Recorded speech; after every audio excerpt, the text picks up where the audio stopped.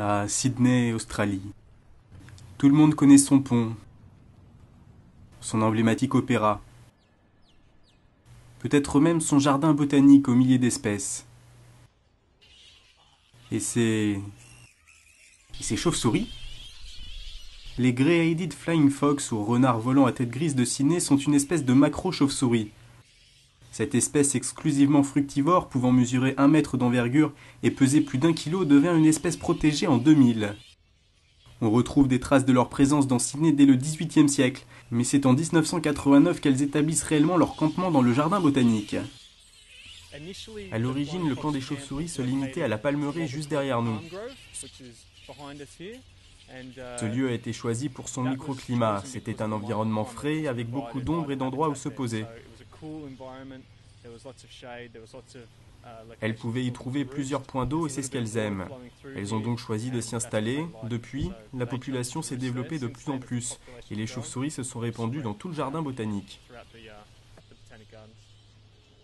Répandues au point qu'on en compte près de 35 000 en 2008. L'année suivante, le jardin botanique décide de les relocaliser. Nous relocalisons les chauves-souris parce qu'elles abîment les arbres. De par leur façon de s'accrocher aux arbres, elles arrachent littéralement les feuilles. Vous verrez donc beaucoup de branches à la cime des arbres n'ont absolument aucune feuille. Ces dommages répétés tuent littéralement les branches, elles meurent et les feuilles ne peuvent plus y pousser. Ça devient du bois mort. Depuis les 20 dernières années, 28 arbres ainsi que 30 palmiers sont déjà morts. Nous avons également près de 300 arbres abîmés et 60 sont dans un état critique. Au mois de mai de cette année, le jardin botanique va faire fuir les chauves-souris avec un programme de perturbations sonores. Chaque jour, pendant 3 mois, ils émettront des bruits industriels à intervalles réguliers. Nous allons utiliser nos petites voitures équipées d'un système stéréo. Elles feront le tour du jardin pour déranger le campement de chauves-souris.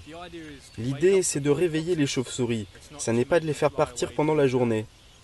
C'est qu'elles s'envolent par elles-mêmes le soir et qu'elles décident de ne jamais revenir.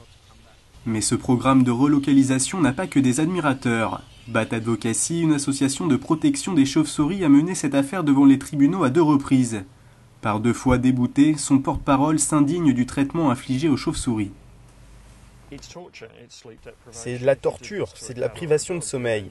Si vous faisiez ça à un chat ou un chien, vous finiriez au tribunal. Nous parlons ici d'animaux qui volent entre 20 et 30 km par nuit pour se nourrir. Être privé de sommeil et épuisé, cela va rendre très difficile pour eux de se nourrir efficacement. De notre point de vue et de celui de la défense des animaux, c'est complètement inacceptable. Le jardin botanique affirme que les chauves-souris détruisent le jardin. Mais si on regarde vraiment où se trouvent les chauves-souris, on parle simplement de 3 ou 4% du jardin tout entier. Le reste du jardin est un espace public magnifique. Déclarer qu'elles détruisent le jardin n'a aucun sens. Nous pensons donc que de planter un habitat alternatif serait la meilleure façon de gérer le problème. Mais c'est une solution qui prend du temps. Le jardin botanique aurait dû commencer cela il y a des années. Nous sommes donc arrivés à un point où le jardin lui-même a rendu la situation difficile à gérer. Personne ne sait vraiment où les chauves-souris s'envoleront le mois prochain. Le jardin botanique affirme qu'il aidera les fermes et les parcs touchés par les chauves-souris, mais ces derniers restent sceptiques. En attendant, à Sydney, quand le soleil se couche, les chauves-souris envahissent la ville. Pour quelques jours encore.